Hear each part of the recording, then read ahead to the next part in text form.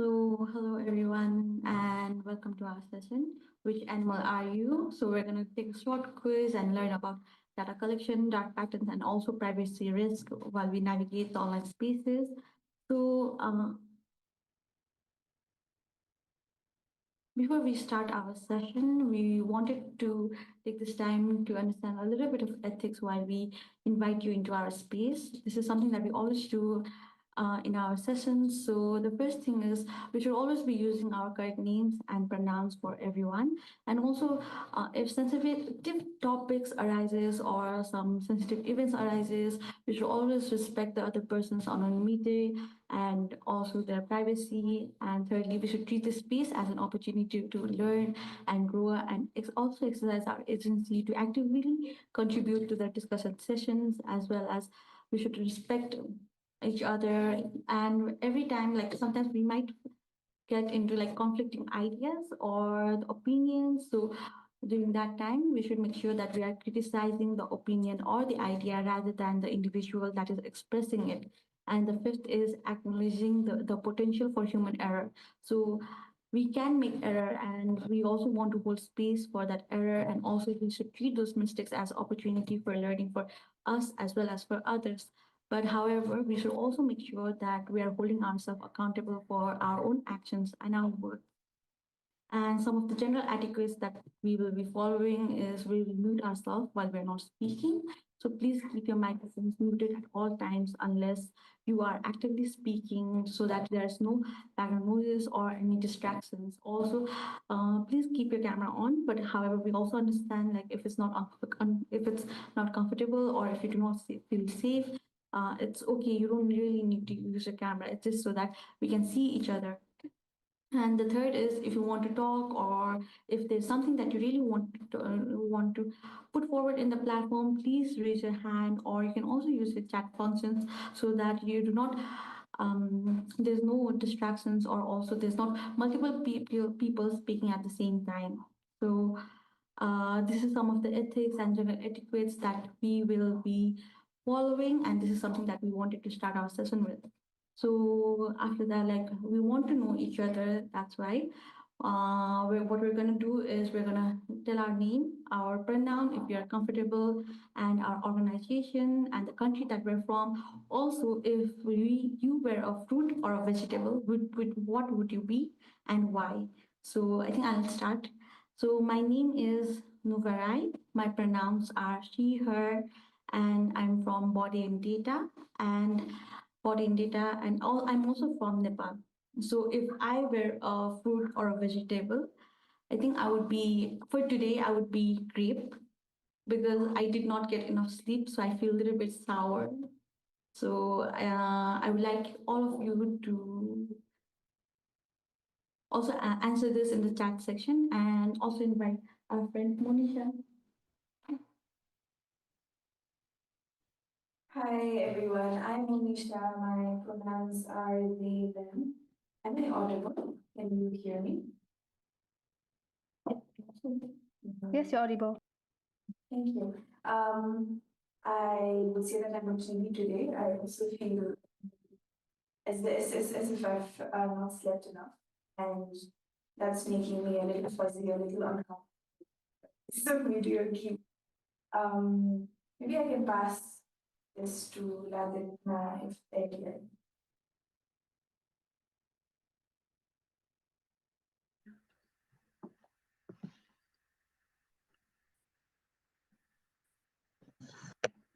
Hi, I'm sorry. I'm coming from Visakha's camera because my camera is not working. So my name is Ladipma and my pronoun is she, her, and I'm also with Body and Data. So if I would be a fruit, then I would be, I think, a mango because mango is juicy and delicious, and yeah, just because of that. I'd like to pass it on to Visakha.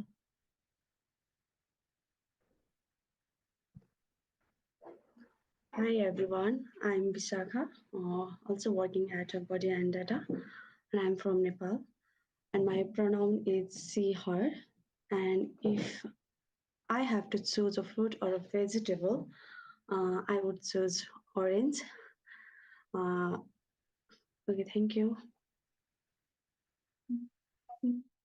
Thank you, everyone. So I can also see that in chat, Cheryl has mentioned that she goes by she, her pronoun. She's from Australia and she's a lemon today, and she's from Internet Australia. So since we do not really have enough time, it would be nice if all of you could write it down in the chat. So we can also see Urban, he, him, and he's a student and he's from Nepal, and he would be a beetroot because not a thing of many, but I'm good. Thank you for sharing. While we wait for this, Rani, would you like to share? Maybe we let the rest share first, and then I will share on the chat. Thank you. So we also see Manos Adhikari, pronoun MJ.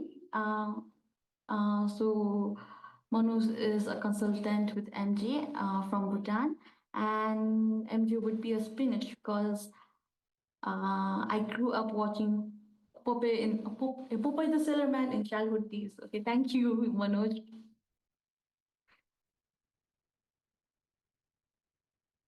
So we also have Dr. Amrit Chetri. So his pronouns are he, him, and he's 46, and he's from India, MCH India. And if he was a fruit, he would also be a kiwi. And he is a cybersecurity scientist and an author. And so we have Ivasna Pradhan. So her pronouns are she, her. She's a front-end engineer from Nepal, and she would be an orange as it is vibrant, full of energy, and built of many connected segments. Thanks. So I think we'll wait for a couple of more introduction, and then we'll move on to the other section. Oh, okay. Yuan. So we also have Yuan, Yuan Jing Lin. Her pronouns are she, her, and she's from National Communication Commission from Taiwan. And she would be an apple because her face is easy to get rid. Okay. Yes. Thank I'm a shy girl. Thank you. Thank you for sharing. Okay, we also have from Rani. So Rani has mentioned her name is Rani. Her pronouns are she, her, and she's from Dot Asia, which is a part of APrIGF secretary team, and she's from Indonesia. And should also be an apple because she's a simple fruit and can be carried and eaten anytime and anywhere. Okay. Thank you. And please, we would like to encourage every one of you to share your introduction on the chat while we move forward so that we can also get to know each other, and also because this is online session, it will be easier for us to know like, oh, these are the persons that I'm with, right? So we also have Ghulam Muhammad, and his pronouns are he, him, and he's from Government Boys Higher Secondary School, Bangu, Bihar. He's from Pakistan, and if he were a fruit or vegetable, he would be a mango, sweet, full of energy, and loved by everyone, especially in summer. Thank you so much. Looks like we have a lot of mango and apples in the room, but now, oh yeah. So I'm going to. So you must be thinking, right? So who are we? Who is Body and Data? So Body and Data is a non-profit organization, and we're based in Nepal. We work on digital rights, especially with marginalized communities, as we were established in 2017, and our primary goal is to make sure that online spaces are just equitable and accessible for everyone, especially for marginalized group, and even within marginalized group, particularly for women and queer individuals, because we understand that women and queer individuals, even within marginalized community, have multiple identity and have to carry a multiple form of burdens and barriers because of their identity, right? So if you want to know more, you can contact us at communication@bodyandData.org or visit our organization www.bodyandData.com. We're also on Instagram, Facebook, Twitter, and Blue Sky. So since we don't really have time, so you can connect with us later on after the session or even after a few days, you know. So moving on. So we already understand like we are a lot of mix of a lot of fruits in the room, but now we're going to move on to our next segment where we're going to learn which animal are we. So we also have a small QR section, a QR over there. You can scan the QR, otherwise our friend will also be sending in the link of the quiz. So we're going to take 5 minutes. So after that, we're going to come back together and discuss about the animals that we get.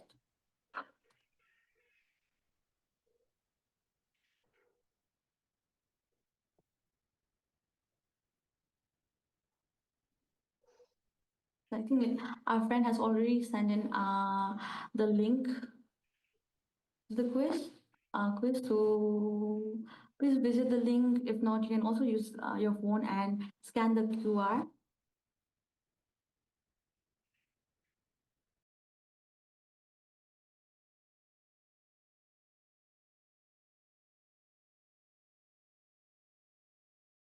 So thank you everyone for sharing. I see that the majority of us are owl. We also see lion and tiger, which is very interesting because we do not really have tiger and lion in the answer. However, I also see like we have like owl, panda, wolf, and dolphin. We do not see really a cat because I was a cat, and kind of sad to see that we do not really have any cat in the room.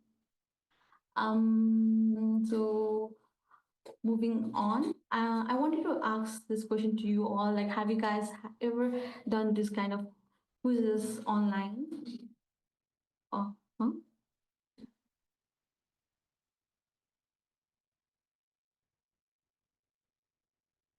So Urban has said like, yep. So we see quite a few yes in the answer. Never entered real data though. Interesting. So I think like we'll talk about this later on as well. So I wanted to ask like what was your initial reaction to this quiz? Would one of you want to answer? Sadly, there was no dragon. Not really. Not normally. It was. Okay. Thank you, Cyril. Hopefully, in next quiz, we'll add a dragon as well.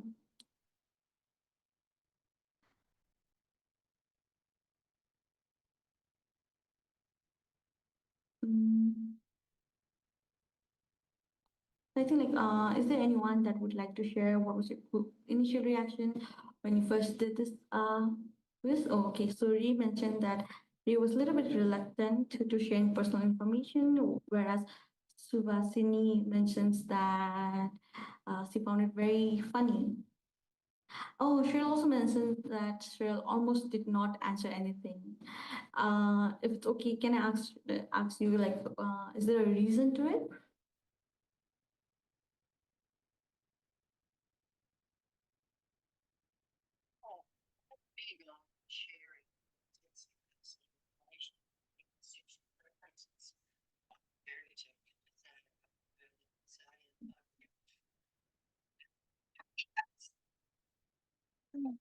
I prefer not to share a number of those personal details.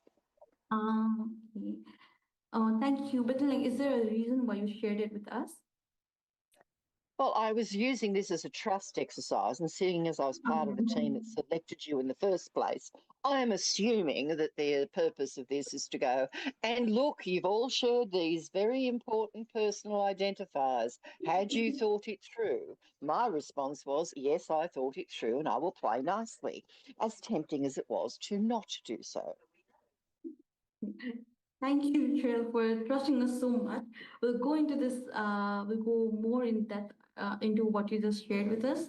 For this, I think I'll pass it on to our friend Monisha.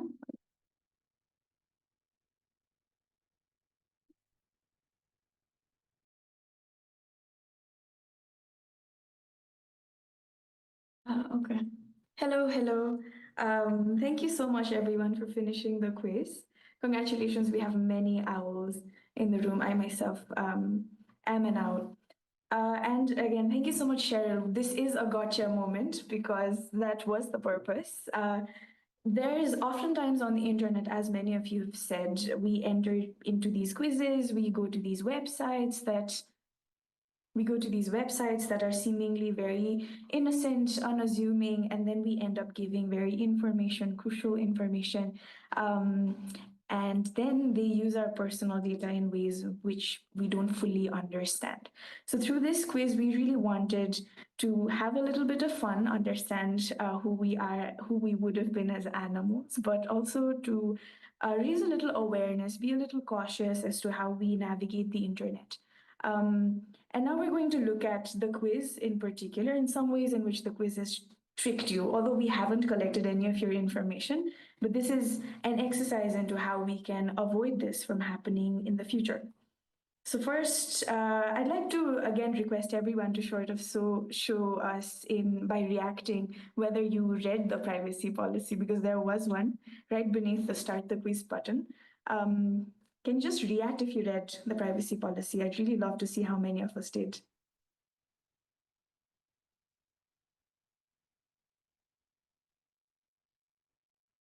Oh, there's one, there's two. So not three, okay, three. All right, two of us then, we read the privacy policy. And out of 40 participants, yeah, that's a little scary, to be honest. So if you look at the quiz and if you see that just beneath the button, the start the quiz button, it says read the privacy policy and a user agreement here. When you enter websites, when you enter into such platforms, they often give you pop-ups of privacy policies that you have to go through, that you have to scroll to the end to agree to, and then only you can access these platforms. However, you see in this quiz that you're not really required to click on I agree or I reject or I selectively agree. So what does this mean? First, we see here that these types of designs in websites and quizzes, they are made so the platform can assume your implicit consent.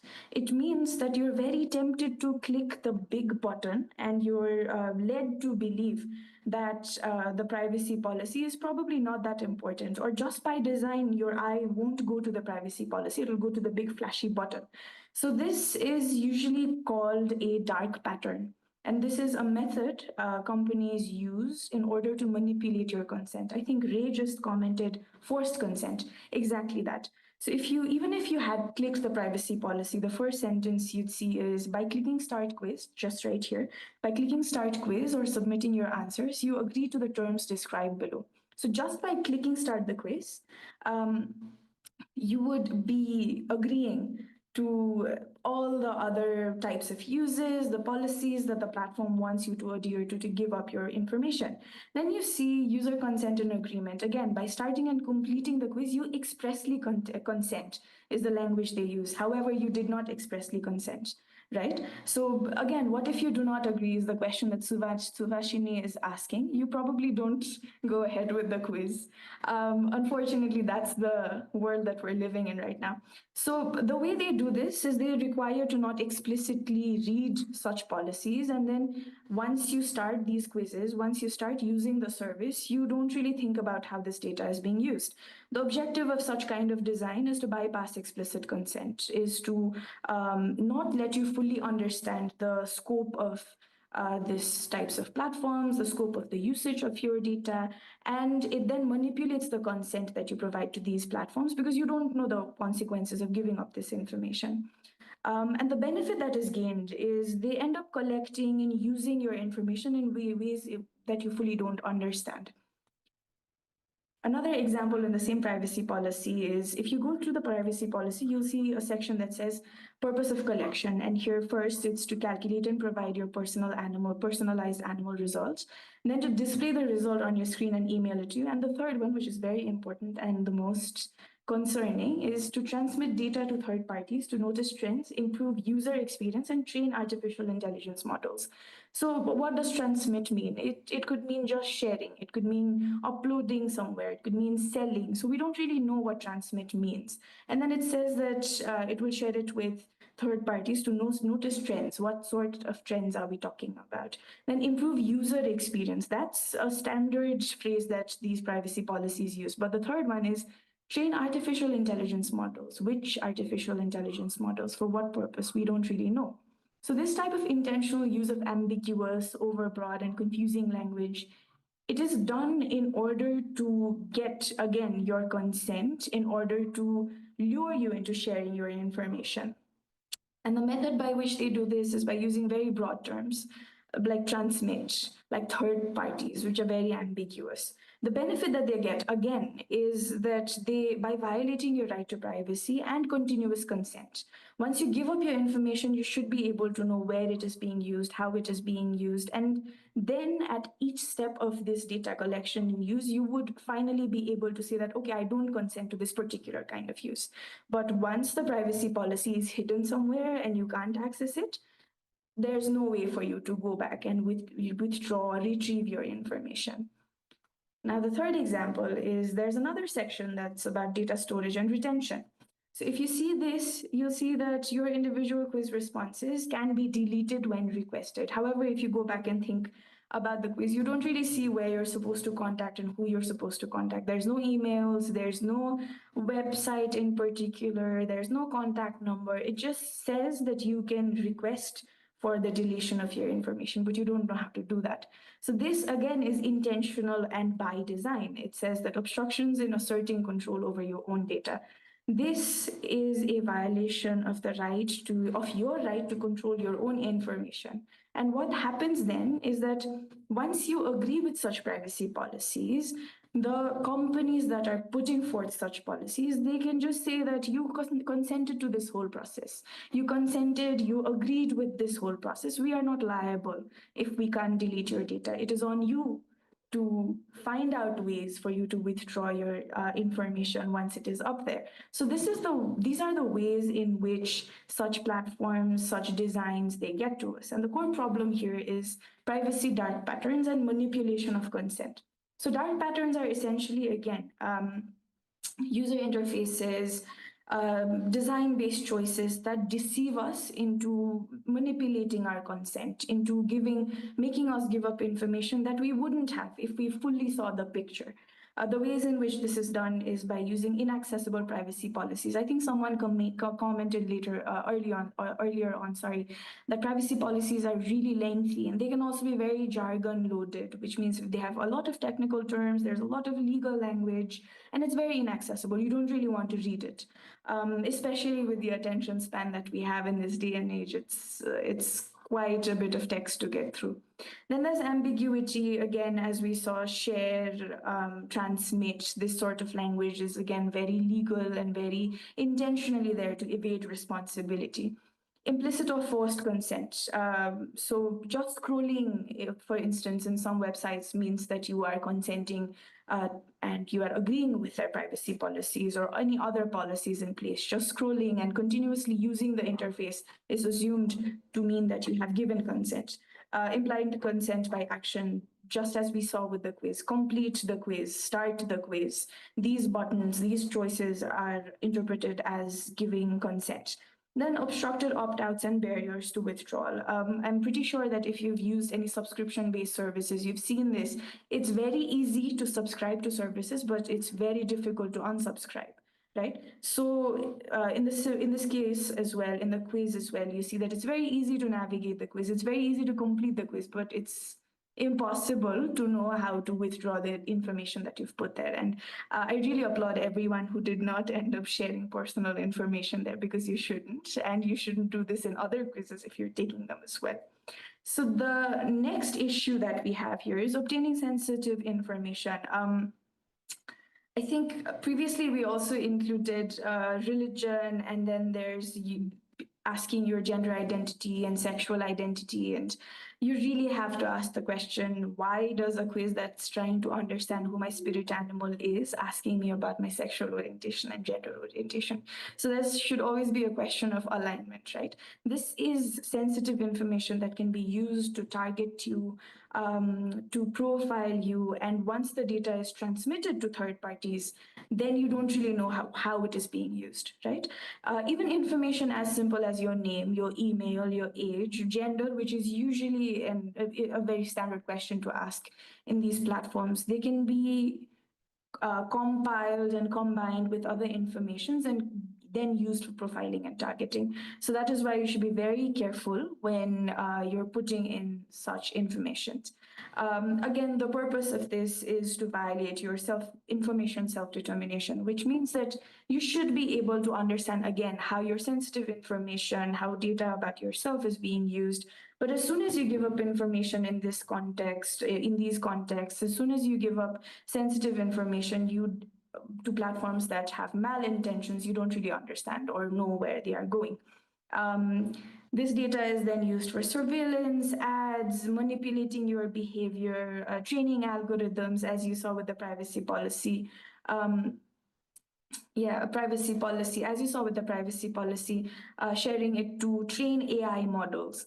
So again, the problem here is depriving the autonomy you have over your data and then risking exploitation, right? So when sensitive information is collected without accessible, clear, and specific frameworks and policies, the problem is substantive. It's not just about the process, it's that your data is then at risk. The methods by which this happens is first, again, dark patterns, and then the deprivation of informed consent and ambiguous purposes. You don't know where we are going with this. Then we see evidences. So while doing some research, we found that there's quite a few reports on how platforms that are being very popularly used across the world, they use dark patterns. If you see this report by multiple agencies, you'll see that they examined 642 companies, sites, and websites, and they discovered that 75.7% used at least one dark pattern. I can share with you the indicators that they use. So if you see at the right-hand side of this presentation, you'll see that these were the indicators. First, they checked for complex and confusing language. Then they checked for interface interference. The thing that we talked about, big buttons that want you to give up information and small buttons that want you to be, that would actually be better for your privacy. Then there's nagging, when there's a lot of pop-ups that you have to click in order to access something. There's obstruction. Again, unsubscribing is almost impossible from these platforms. Then there's forced action. So in order to access something, you have to click something, right? It's preempting you to give up information. It's preempting you to give up your privacy in order to access a service. There's this report, very extensive report by Canada that looks at by the Office of Privacy Commissioner of Canada that looks at 145 websites and apps. And they say that 99% of them, at least, they contained one indicator of deceptive design, the type of design that ends up, again, tricking the users into giving up sensitive information and manipulating their consent. The most common of which was using complex and confusing language. Again, 3,000 words is the standard length of these privacy policies, which is impossible, to be completely honest, to navigate every time you click on a website or a platform. Then they say that these platforms that they examined, they also created obstacles between users and their goals. They saw that only 25% of these platforms, they allowed deletion of accounts in 2 clicks. And in 43%, they just could not find the option to delete their accounts. So then again, they also say that user interference in the interface that encouraged users to accept less safe options, it was up to 65%. So this is by design, big buttons, placing safer options in small fonts, just hiding them away somewhere so you can't really find them, or you have to take extra multiple steps to find the safer options. Then we see there's a lot of evidence as to how big companies are using your information. There's a big case in Europe of 2023 where they sued Facebook historically for sharing the personal data of Europeans. Then there was this activist who got targeted ads over their sexual orientation. Meta was also sued for selling information to a political consultancy named Cambridge Analytica. There's an extensive documentary about this as well. There's also news from 2018 that says that Facebook was using gender identity and allowing advertisers to target a specific gender for job advertisements. There's also, I think this is something that we know very well now, Google's AI overviews are introducing dark patterns. What this means is every time you now go to Google and look for something, the first result that you have is AI generated content. And that is also a dark pattern in a manner because that is also a dark pattern because it doesn't necessarily allow us to access the information that we want to. So there's an extensive article on this that we've linked with this presentation, and you can access this after the session, of course.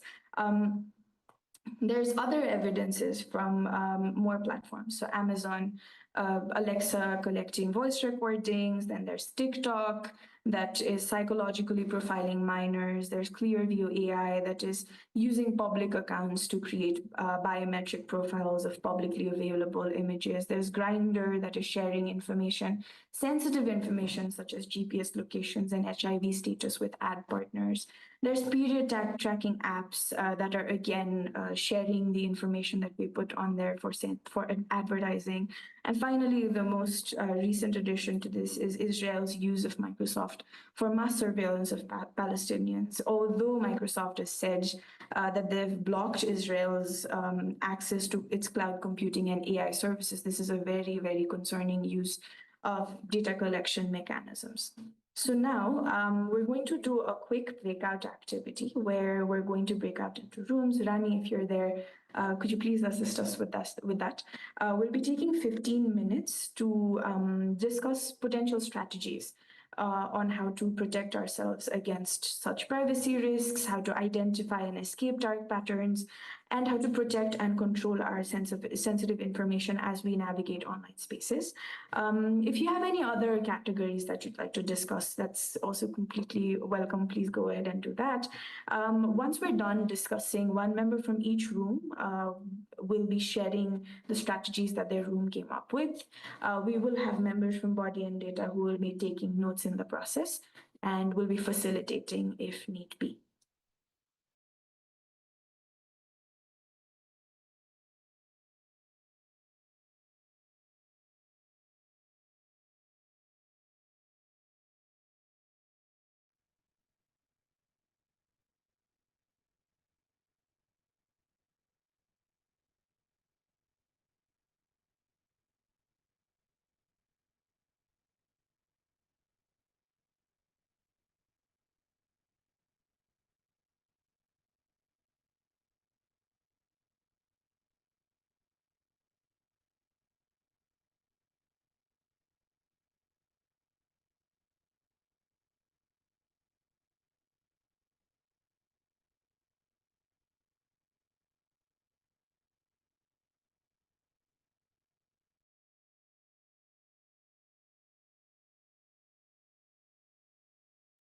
Hi, everyone. I think all of us are back.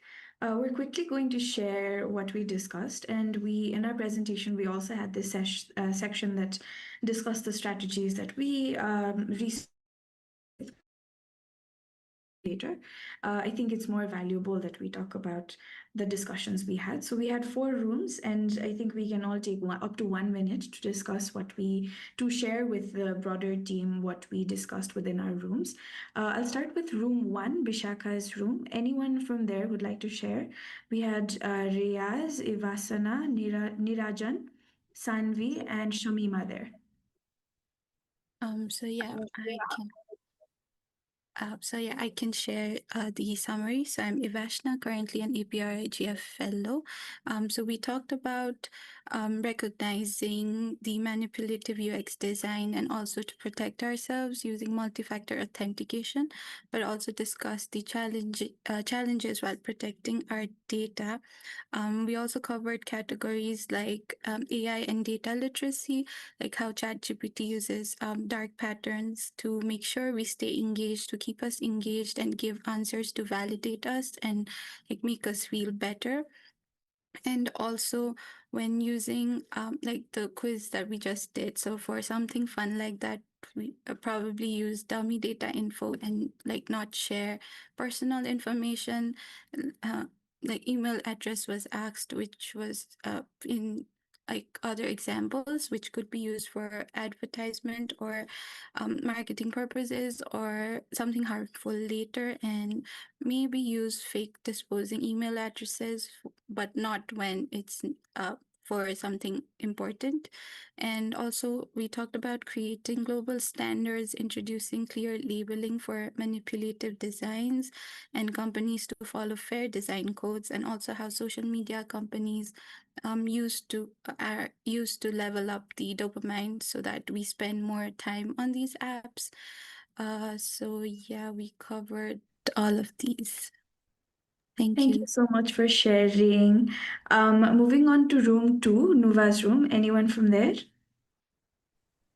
Okay, so hi everyone. I am Dhirendra. So I was in room number 2. We discussed about how digital literacy is an important factor in these things to keep yourself safe, and how VPN and free Wi-Fi is a no thing to use, because you can't access your sensitive information through free Wi-Fi's in airport and other places.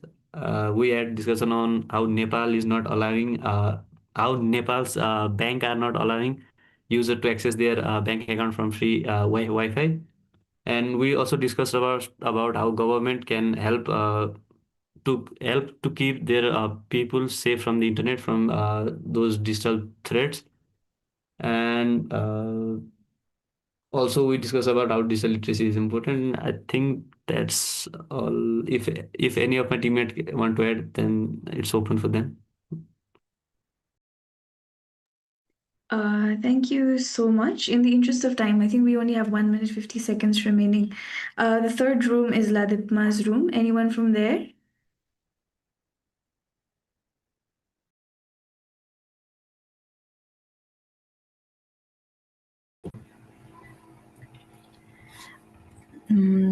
Breakout room 3 was quite side. Most of the conversations happen in chat room. So I have shared the notes of the discussion here. Maybe we can quickly have a look at that. So most of the points are like the other rooms. So I think one point that stands out is being be careful enough, being the person, the data giver or the internet user themselves careful about the data they're providing is one thing. Yeah. And other notes are here. Yeah. Thank you so much, Ladipma. The fourth room, Manoj, could you share very quickly? I'm so sorry. Well, no worries. This is always a good luck or the bad luck for speaking the last. Everything else was covered, but we have 2 points. One was capacity building. I think that is something we all missed out. Capacity building is the key moving ahead for all this, whatever we have talked. And one thing that we had also highlighted is like, don't trust anyone. In cybersecurity, we call ZTNA, zero trust network architecture. So do not trust anyone and don't give away sensitive information. Well, I tried to be short and quick. I hope that worked. Cheers. Yes, thank you so much, everyone. We'll be incorporating one more slide to sort of summarize everything that came up, and then we'll be sharing this with you. Let's stay connected. We're from Body and Data. You can find us online. Thank you so much for having us, and thank you so much, APrIGF as well. Thank you all. Thank you all. Thank you very much, Nuva and team, for the discussion.